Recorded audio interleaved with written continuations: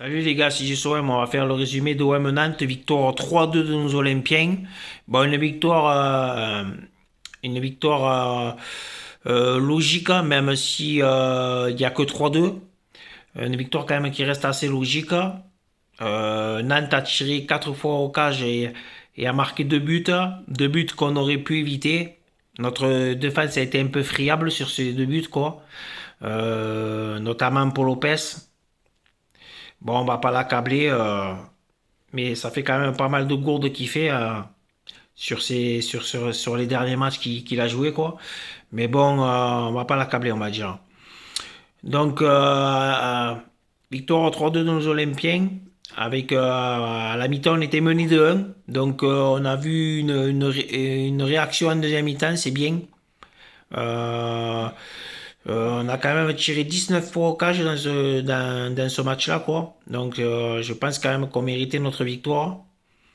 Donc, on a eu 2 pénaltys qui étaient parfaitement logiques, puisque Camara et puis un peu plus tard Gerson se font découper dans la surface. Donc, 2 pénaltys logiques accordés à l'OM, transformés les tous deux par Dimitri Payet, qui est le maître à la matière. Le troisième but est sublime sur une action amenée par Dimitri Payet qui met une louche à l'aveugle sur Gerson. Gerson la centre en retrait pour Aminarit qui la met au fond. Donc, troisième but splendide dans sa construction, quoi. Euh, les tops de ce match, quand même, je mettrai Gerson et Harit, qui ont été encore énormes hier. Ça a été sûrement les deux meilleurs Marseillais offensivement. Bon, Payet, comme d'habitude, a été décisif, hein, parce que bon, les pénaltys, il faut quand même les transformer.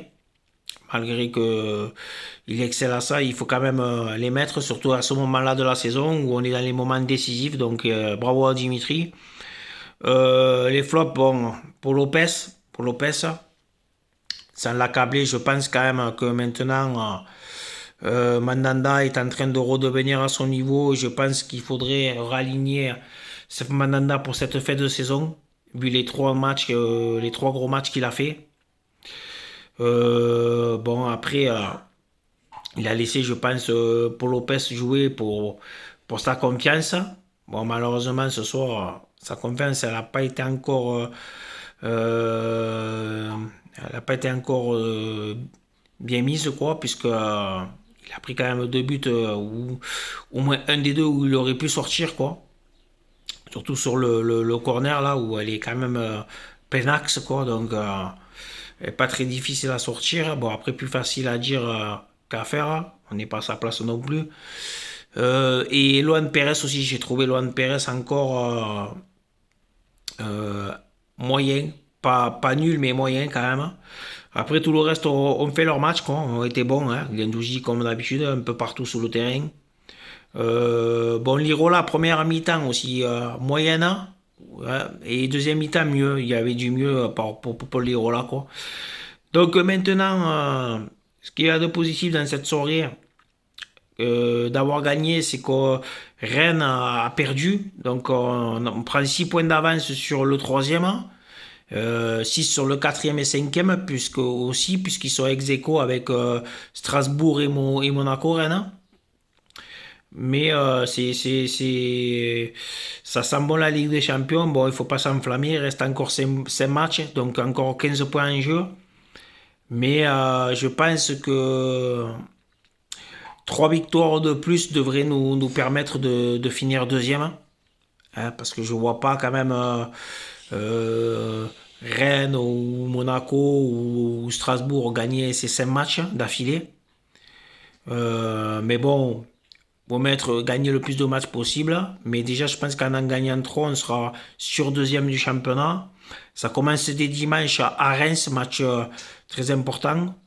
Si on l'emporte et en espérant, pourquoi pas aussi des faux pas de nos poursuivants, ça peut nous accroître l'avance et avoir une fin de saison encore plus sereine, quoi.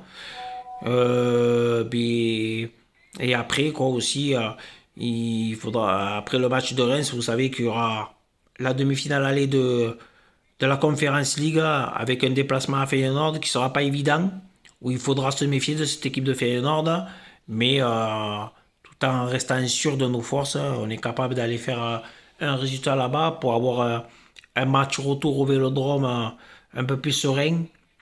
Donc voilà. Donc il nous reste à jouer pour le championnat Reims à Reims, Lyon à domicile, un déplacement à Lorient, un déplacement encore dans la foulée à Rennes et la réception de Strasbourg pour le dernier match. Donc on va jouer quand même Rennes et Strasbourg qui sont à la lutte avec nous. Donc ça sera deux matchs décisifs aussi. À moins que d'ici là, ça soit fait déjà pour la deuxième place et qu'on joue ces matchs un peu plus tranquille. Ce qui nous permettrait en plus de se reposer pour faire retourner et faire reposer beaucoup de nos joueurs en but peut-être une finale de Coupe d'Europe le 25 mai. Donc voilà, ça serait pas plus mal quoi aussi d'un côté.